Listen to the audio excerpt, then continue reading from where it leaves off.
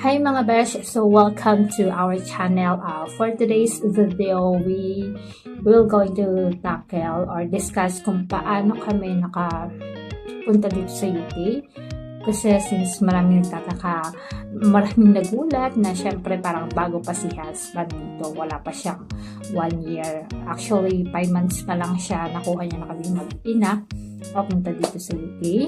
And then, ano yung mga website? Ibigay din natin yung mga website na pwede niyong applyan kung gusto niyo makapunta dito sa UK. So, huwag na natin patagalin. In 3, 2, 1.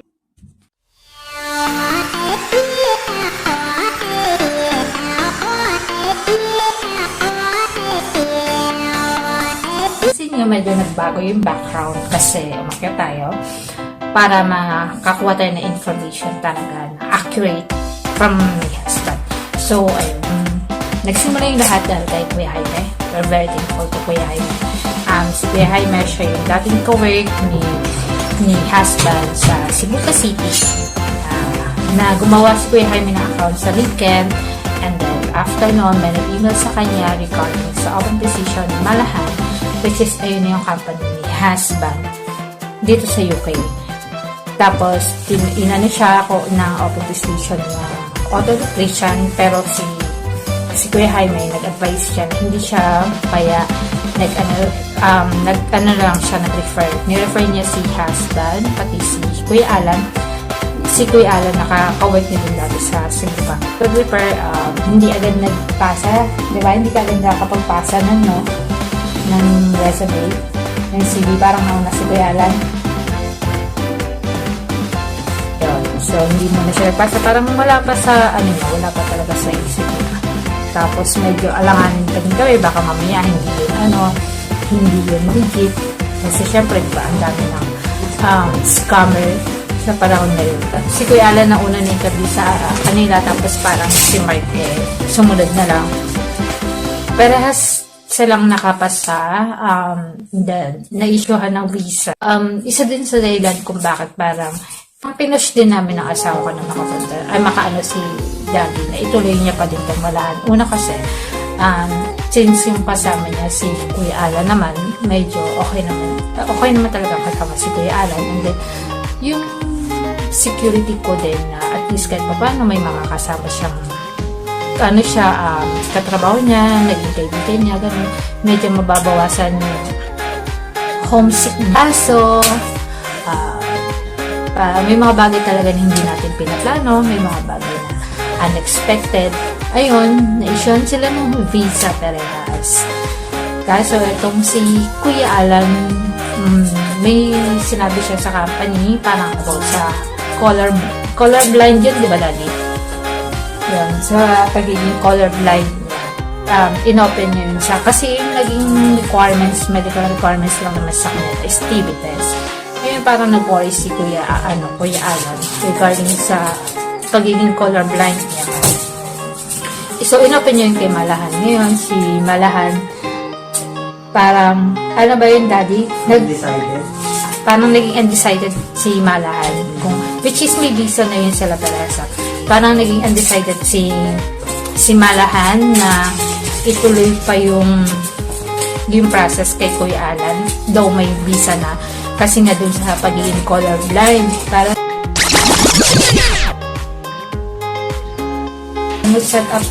nag-set up pa sila ng doctor appointment, diba? Appointment dito sa ano na yun. Pero manig na kagalan magpa-appointment. Ayan pa yun. Nagsabutan na ng answer ng visa. Expiration ng visa. Ayun, so nagpa-appointment nga daw. Nag-try magpa-appointment si Malahan dito regarding sa eye test. Eye test ba yun? Kung papasa sa doktor dito. Yun. So, nag-try. Nag-try naman. Kaso, ang tagal nakakuha ng schedule or ng doktor. Yun. Hindi nakapagpa-schedule sila kasi ang tagal. Inabutan na ng expiration yung visa kasi diba parang dapat within time frame bago may yung visa entry, makapasok ka na. So yun, inabutan ng expiration, wala pa din. Kaya si husband lang yung natuloy makapunta dito. Isa yung asawa ko dito. Tapos naman siya, talagang solo ticket talaga siya para lang makapunta kami since mag-isa na nga lang siya. Talagang sinet namin yung goal na 6 months to 1 year dapat makasunod na kami magpunta dito. Medyo hindi naman mahirap yung process, yung requirements, unlike ng sa US, nilipit talaga.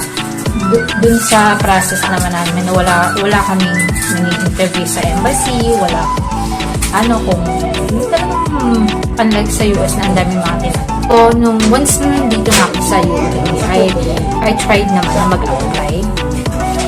So, I tried sa CV Library, sa Indeed, sa LinkedIn, and I tried also the website of NIJobs.com. So, yun.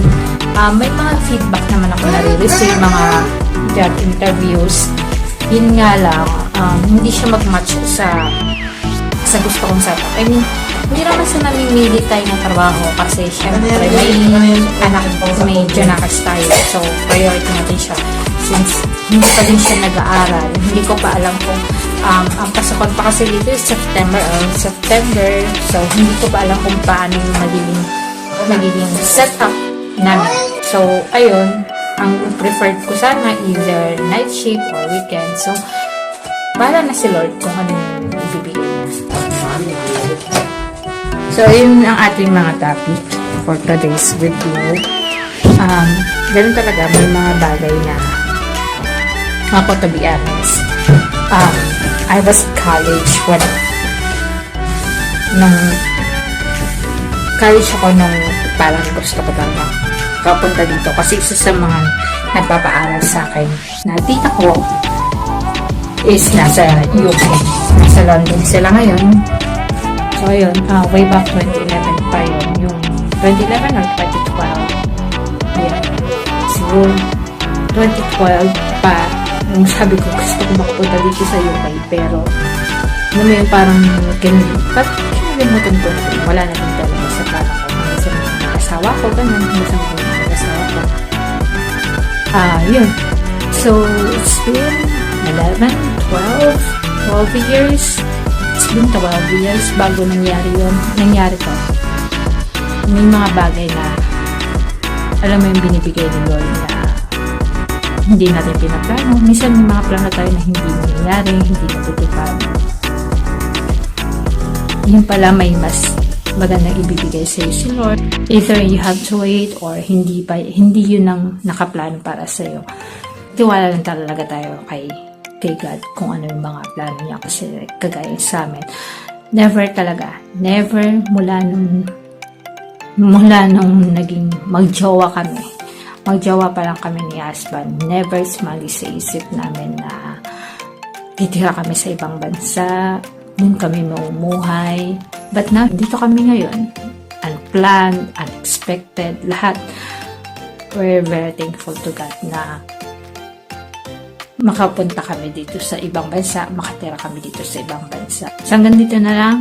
See you until our next vlog and thank you for watching. Keep safe.